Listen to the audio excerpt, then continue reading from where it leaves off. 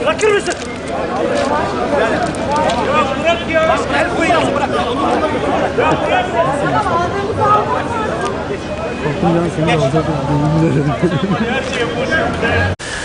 16 Mayıs Perşembe günü saat 19'da Çankaya'da, İzmir'in Çankaya bölgesinde Hatay'daki patlama olaylarından dolayı bir protesto gösterisi vardı.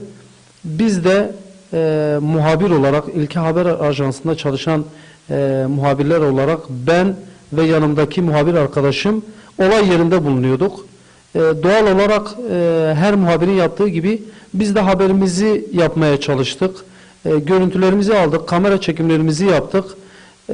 Ki protesto gösterisi gergin geçti. O gergin ortamda zaten biz de o ortamdan etkilenmişken birden etrafımı güvenlik şube polisleri sardı, sivil polisler sardı. Gerçekten de neye uğradığımı şaşırdım. Ben ve yanımdaki genç arkadaşım neye uğradığımızı şaşırdık.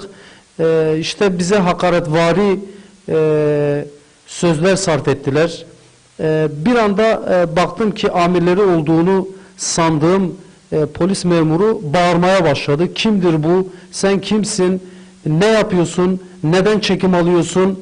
Halbuki eğer ki amacı benim kim olduğumu öğrenmek olsaydı güzel bir şekilde bana basın kartımı sorabilirdi. Neden çektiğimi sorabilirdi ki ben bunu onlara kendime geldikten sonra, çünkü gerçekten de şoka uğradım. Bir anda 7-8 tane, 9 tane sivil polis, güvenlik şube polisleri, bir diğer tabirle terörle mücadele polisleri bir anda etrafımı sardı.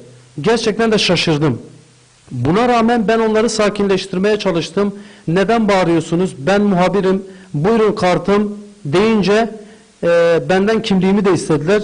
Ve ondan sonra amirleri olan o diğer polis, işte kartını alın, kimliğini alın, GBT'sini sorgulayın, eğer bir şey varsa hemen gözaltına alın tarzı ve sesini yükselterek, ki o esnada zaten olay yerinde bir gerginlik var, halk toplanmış, vatandaşlar toplanmış, birden herkesin içerisinde rencide oldum.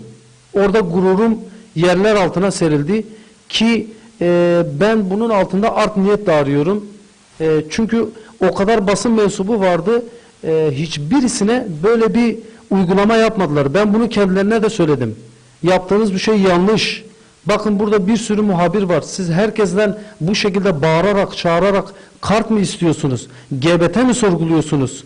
Dediğimde ise onların tavırlarında, tutumlarında hiçbir şekilde değişiklik olmadı. Tam tersine kartımı elinde tutan memur bana, sana kartını vermiyorum, gelir şubeden alırsın alayvari, dalgavari bir cümle kullandı bana.